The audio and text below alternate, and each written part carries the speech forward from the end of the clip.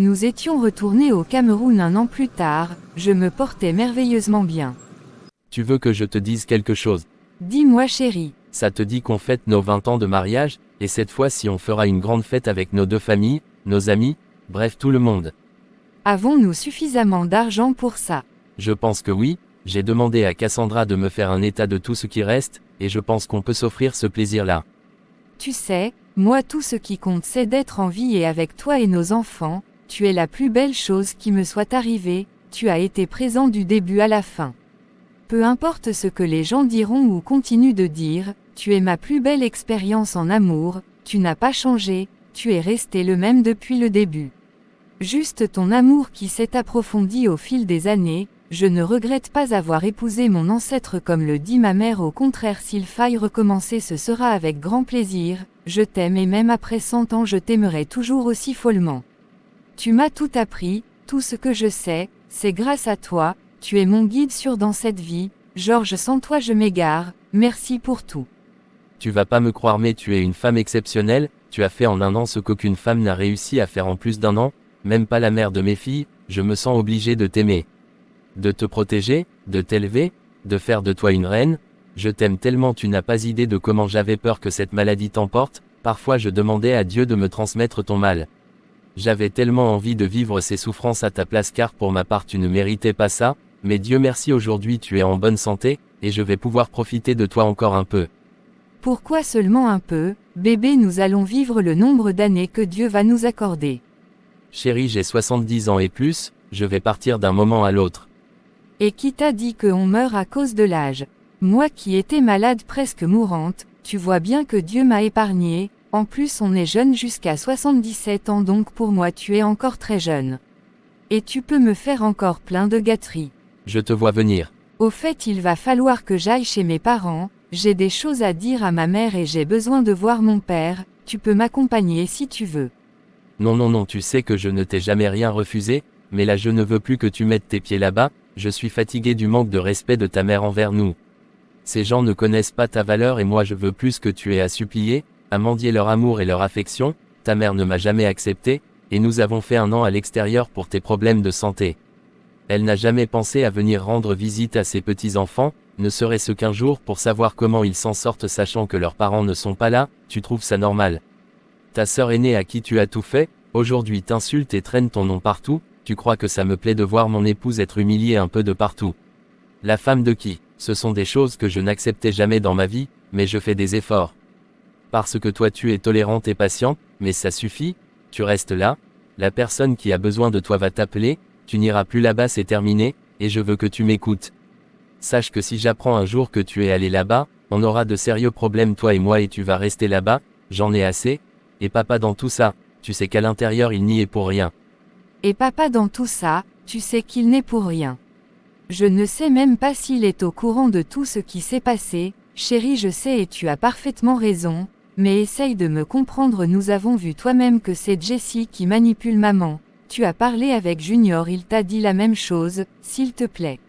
J'ai dit non, par rapport à ton père, c'est pas un problème, il viendra ici, tu vas l'appeler et vous allez discuter, s'il tient à te voir, ou toi tu veux le voir j'irai le chercher et je le ramènerai ici, mais toi encore là-bas je dis non.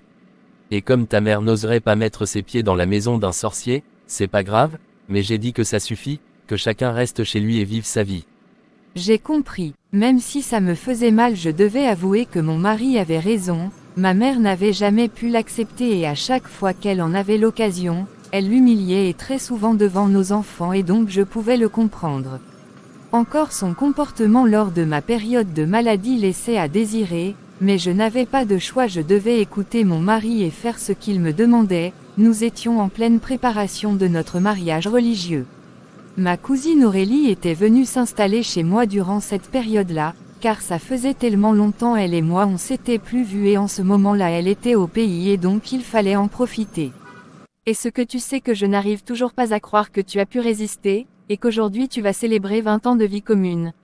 20 ans de pur bonheur, d'amour, de paix, d'harmonie, ma chérie cet homme-là que tu vois n'est pas n'importe qui, plus le temps passe, plus je l'aime, c'est incroyable, moi-même j'arrive pas à croire la chance que j'ai. Non mais c'est beau, et il n'est même pas très vieux hein, Il est toujours debout là bien, tu prends bien soin de lui. Mais attends, si je ne prends pas soin de lui, je vais prendre soin de qui? En plus, Georges est sportif, hein, c'est ce qui l'a toujours sauvé. Tous les matins il va courir, il fait du vélo, derrière la maison il a construit une petite salle de gym et donc tous les jours il est là-bas. C'est bien, ça l'aide même aussi pour sa santé. Non mais je suis très fière de toi, hein. Avec tout ce que tu m'as raconté vraiment, c'est juste magnifique, tu nous montres qu'il faut savoir assumer ses choix. Et ne pas avoir honte et surtout se battre en toutes choses qu'on juge important, vraiment c'est bien, moi je suis très content, et pour ta mère vraiment tu ne dois pas trop t'en faire, ce qui est sûr elle va réaliser ses erreurs et elle reviendra. Et je suis très d'accord avec ton mari, ne va plus là-bas. N'est-ce pas? Oui, tu restes chez toi, tu vis ta petite vie, tu t'occupes de ta famille et tu oublies un peu le côté là. Et comme il y a mariage et tout, je ne dois pas aller leur en parler. Tu leur demandes une audience. Non, tu envoies une invitation comme à tout le monde, la personne qui veut venir vient, la personne qui ne veut pas, ça ne doit même pas te déranger. Tu es tombé malade une fois, Dieu a voulu t'ouvrir les yeux, cet homme-là qu'on critique c'est lui qui était là du début à la fin, il a vécu avec toi tes peines, tes douleurs, ton mal-être et il était le seul. Ta mère au lieu de se joindre à lui elle fait plutôt un scandale vraiment toi tu as un bon cœur moi comme ça je vivrais comme si je n'ai plus de mère parce que ce comportement n'est pas digne. Ah on va alors faire comment? Ce sont nos mamans, on ne va pas les jeter. Oui mais on peut les maintenir à distance si on veut l'évolution de notre foyer. J'aimais beaucoup la présence d'Aurélie, elle s'était mariée à un blanc mec qui était décédé et donc après de longues années en Europe elle avait décidé de retourner s'installer au pays, elle avait eu 3 magnifiques enfants également. Mon ami Rulio ne pouvait pas être là, il était très malade, un moment je pensais même qu'il allait mourir avant moi car son état était très critique. Et donc il était toujours entouré de médecins. Asia je te comprends hein. Il pouvait pas effectuer de longs voyages, avec mon mari on a été les voir plusieurs fois, et ce n'était vraiment pas facile pour Paola sa femme mais elle tenait le coup. Elle le soutenait dans sa maladie et j'appréciais beaucoup le jour J arrivait à grands pas, alors que Aurélie et moi étions en pleine course, j'avais aperçu de loin Jessie, qui se faisait insulter et bastonner par 2 femmes en plein carrefour à quoi, nous nous sommes rapprochés et elle était toute couverte de sang. Et qui? Mais pourquoi vous la brutalisez? Elle vous a fait quoi? Dis à ta sœur que si je la vois encore avec mon mari, Douala sera petit pour elle et moi, une bordel comme ça. Si je t'attrape encore un jour avec mon mari, on ne va pas te dire, sale punaise. Dis aussi à ton mari de ne plus la chercher, c'est elle qui appelle ton mari. Vous les femmes mariées là vous croyez hein, touche-la encore si tu n'as pas peur de mourir. Ok comme vous faites la bouche, qu'on la voit encore, espèce de voleuse de mari comme ça, cherchez pour vous, laissez pour les gens. Toi-même voleuse de mari, on va même regarder le mari là il ne ressemble à rien, attache-le chez toi qu'il ne sorte plus, regarde-moi comment elle est là-bas, Jessie lève-toi Longo. Jessie toi aussi, tu as un problème comme ça tu ne nous appelles pas, on devait les dégonfler correctement, jusqu'à l'autre parle fort, et ah, j'ai loupé quelque chose. J'ai mal, je ne peux pas me lever. Faire un effort, regarde comment elles t'ont rendu STP faire un effort et on va à l'hôpital. Jessie Asia, vers la prochaine fois appelle-nous, comment tu peux laisser qu'on te traite comme ça, en pleine rue. Je ne les ai pas vues venir, je cherchais à stopper un taxi et puis elles m'ont pris par derrière, elles ont seulement bondi sur moi, les gens étaient dépassés les lâches comme ça. Et le mari dont elle parle même, je ne savais pas qu'il était marié, c'est un monsieur que je fréquente depuis plus d'1 an maintenant il ne m'a jamais dit qu'il était marié, je suis juste surprise. Les hommes là aussi hein, ils ne nous rendent pas la tâche facile, regarde dans quel état elles t'ont mise. Ouah de voir ma sœur dans cet état m'avait tellement fait mal. Mais je ne pouvais pas la laisser, malgré nos différends elle restait ma grande sœur et je me devais de l'aider, et donc avec Aurélie on l'avait conduite à l'hôpital, Aurélie tenait absolument à ce qu'elle porte plainte contre ces 2 femmes. Mais je lui demandais de laisser tomber car après tout si elle sortait vraiment avec ce monsieur, la faute lui reviendrait toujours et donc c'était pas la peine de s'engager dans un dossier qui allait la dépasser. Tout ce que je lui demandais c'était de s'éloigner de cet homme et le bloquer partout car ces femmes-là n'avaient pas l'air de laisser tomber l'affaire, avec Aurélie on était resté à son chevet près de 3 heures de temps. Et mon mari qui n'arrêtait pas de m'appeler, je ne décrochais pas car je ne savais pas comment lui dire, mais au final j'avais fini par décrocher car il insistait beaucoup trop. Tu es où? Et depuis tu ne décroches pas? J'ai peur qu'il t'ait arrivé malheur. Désolé, en fait je suis à l'hôpital avec Aurélie. En faisant les courses on a croisé Jessie qui se faisait bastonner par 2 femmes en pleine route. Et qui commence ça? Pourquoi? L'une des femmes l'accusait de sortir son mari. Je te jure que si tu vois comment elles l'ont défiguré et Aurélie et moi on ne pouvait pas la laisser comme ça, du coup on l'a amenée à l'hôpital. Ah ok, et comment elle se porte alors? Ah ça va, nous sommes encore un peu avec elle et on va rentrer. Ok, bref je t'appelais pour te dire que ton père est ici et il dit qu'il va rester une fois pour la fête. Ah mais c'est super, ok, à tout à l'heure. Tu veux que je lui dise ce qui est arrivé à Jessie? Non c'est pas la peine. Ok, tout à l'heure. Je pensais qu'il allait crier sur moi mais non, comme toujours il a fait preuve de compréhension, c'était ça qui faisait le charme de mon mari, plus gentil que lui je n'en connaissais pas. Les gens me traitaient de gentil mais je leur disais merci mais vous ne savez pas qui est Monsieur Georges Eco, il est l'incarnation même de la gentillesse. J'avais payé tous les frais d'hôpitaux de ma sœur et je lui avais demandé de m'appeler si moindre souci se présentait, Croisillon. Vraiment merci beaucoup ma sœur, si tu n'avais pas été là, je sais pas ces femmes m'auraient sûrement tué. À toi aussi Aurélie ma sœur merci du fond du cœur. Oui mais entre nous disons-nous les vérités, toi Jessie si c'était Luciole ou moi qui étions dans cette situation tu n'allais pas nous aider, tu allais faire comme si tu ne nous connais pas. Mais sache que ce n'est pas ça la vie, j'espère que tu as retenu la leçon. Nous sommes tes sœurs, et toi et moi avons le même âge, Luciole est notre petite sœur, mais c'est elle qui s'est toujours montrée intelligente et mature plus que nous. Mais toi tu as passé ton temps à la jalouser, y a rien de mal à apprendre de sa petite sœur, malgré tout ce que tu lui as fait, aujourd'hui c'est elle qui te sauve, tu vois les œuvres de Dieu. Malgré tout ce que tu as fait, c'est encore elle qui te vient en aide et te tient la main, ma chère sœur ça doit te servir de leçon, la vie si est courte, tu n'as qu'une seule sœur, vous devez être complices et non des ennemis. Et je vais ajouter une dernière chose, Jessie moi je t'aime beaucoup et quand nous étions petites je voulais tellement te ressembler, être comme toi, tu étais mon modèle je ne sais pas ce qui s'est passé entre-temps. Mais je sais une chose c'est que tu restes ma sœur et je n'ai rien contre toi, moi désormais je veux vivre paisiblement. J'ai franchi le seuil de la mort et Dieu m'a accordé une seconde chance, et donc dans mon cœur y a pas de place pour la haine juste l'amour et l'amour pour ma famille. Et nous sommes des adultes, nous avons de grands enfants maintenant, on ne peut plus continuer à se tirailler, que vont penser nos enfants, nos conjoints, vraiment moi je suis fatiguée de cette guerre et je te demande pardon si un jour je t'ai offensé. Je l'ai fait peut-être sans m'en rendre compte, sinon tu restes ma sœur et je t'aime. Vraiment je ne sais même pas par où commencer, mais je vous demande les excuses, mes sœurs, vous avez tout dit, Lulu ma sœur pardonne-moi pour tout le mal, je suis sincèrement désolée, vraiment désolée.